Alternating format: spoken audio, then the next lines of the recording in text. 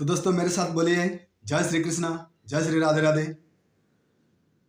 तो आज मैं आप लोगों को बताऊंगा आत्मा की रहस्य। तो दोस्तों, क्या मनुष्य या फिर किसी दूसरे अन्य प्राणियों के जीवात्मा एक ही हैं या फिर अलग अलग, एवं हर एक प्राणी की आत्मा एक ही समान है या फिर बड़े छोटे हैं, एवं मनुष्य के मृत्यु के समय उसे कितना कष्ट होता है, एवं मृत्यु के पश्चात वह आत्मा अर्थात जीवात्मा कहाँ जाता है। तो यह सब जानने के लिए मेरे साथ आप सब जुड़े रहें। तो मैं सबसे पहले बता रहा हूं जीवात्मा का आकार। आत्मा का आकार क्या है, आत्मा का स्वरूप क्या है। तो दोस्तों, यह जो ब्रह्मांड है तो इसमें अनंत कोटि जीव हैं और अपने अपने कर्मों के अनुसार 84 लाख योनियों में भ्रमण करते रहता है। तो श्रीमद् भागवत महापुराण के अनुसार यह जीवात्मा का आकार बताया गया है, स्वरूप बताया गया है, जिसे हम आप सभी को बता रहा हूं। तो जैसे केस के अगला भाग को काट करके उस अगले भाग की 100 टुकड़ों में बांटा जाए और उस 100 टुकड़ों में से एक टुकड़े को फिर से 100 टुकड़ा किया जाए, एवं जो अवशेष बचता है,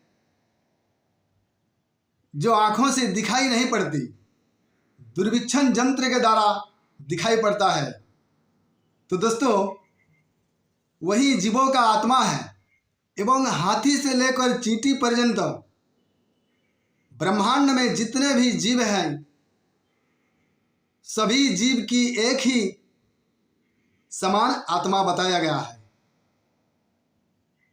कोई प्राणी के बड़े या छोटे नहीं होते हैं। हाथी से लेकर चींटी के पर्यंत एक समान का आत्मा होता है। तो दोस्तों आइए अब जानते हैं कि मनुष्यों के मृत्यु के समय कितना कष्ट होता है,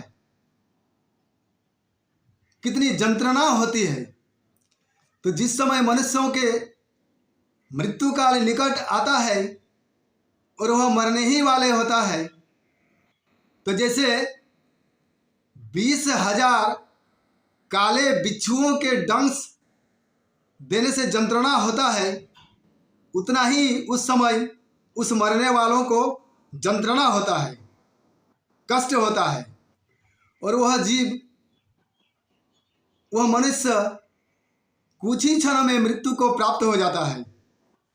तो दोस्तों, आप हमसे प्रश्न कर सकते हैं कि मनुष्य मरने के बाद कहां पर जाता है, मनुष्य के जीवात्मा कहां पर जाता है। तो दोस्तों, इसकी उत्तर में श्रीमद् भगवद गीता में श्री कृष्णचंद्र ने अर्जुन को बताए हैं कि हे अर्जुन, मनुष्य मरने के पश्चात मृत्यु लोक को छोड़कर जमलोक में जाना पड़ता है। हर एक प्राणी को, हर एक मनुष्यों को, चाहे धर्मात्मा हो और पापात्मा हो, दोनों को ही जमपुरी में जाना पड़ता है। एवं जमपुरी में जाकर जमराज की आज्ञा से चित्रगुप्त के द्वारा मनुष्यों के कर्म के अनुसार उसे दंड दिया जाता है, एवं देखा जाता है कि किसने कितना पाप कर्म किए हैं और कितना धर्म कर्म किए हैं। तो मैं एक उदाहरण दे करके आप लोगों को समझाने की कोशिश कर रहा हूं।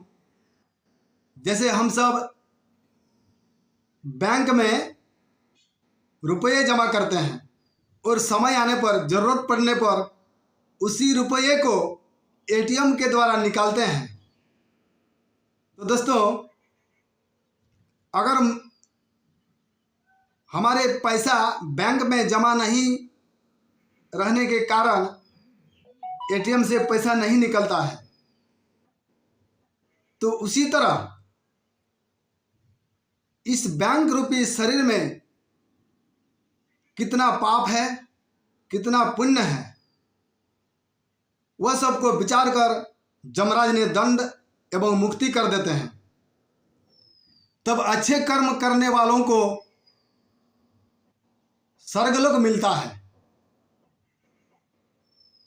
और उसको एक दूसरी शरीर की प्राप्ति होती है और वो उसी शरीर से वो स्वर्गलोक की विशाल सुख भोग करते हुए पुण्य समाप्त होने के पश्चात पुनः मृत्यु लोक में जन्म लेना पड़ता है। यही स्वर्ग की साधन है। एवं इसके विपरीत जो पाप कर्म करते हैं उस मनुष्यों को उसके पाप कर्म के अनुसार 28 प्रकार के नरकों में से एक नरक में गिराया जाता है, डाल दिया जाता है। एवं उसको अत्यंत दर्द होता है, पीड़ा सहन करना पड़ता है। उस नरक में जमदूतों के द्वारा यातनाएं दिया जाता है। बाद में वह नाना प्रकार की योनियों में पृथ्वी लोक पर जन्म ग्रहण करता है कर्म के अनुसार। तो दोस्तों, आपको आपके प्रश्न का उत्तर मिल ही चुका होगा। अगर आपको इससे ज़्यादा जानकारी हो तो कमेंट में लिखिएगा। साथ ही मेरे इस गौर गोविंद टीवी को सब्सक्राइब करिएगा और साथ में बेल आइकन को दबाना ना भूलिएगा। तो वीडियो को देखने के लिए धन्यवाद। फिर अगले वीडियो में मिलते हैं। तब तक के लिए कहिए जय श्री कृष्णा, जय श्री राधे राधे।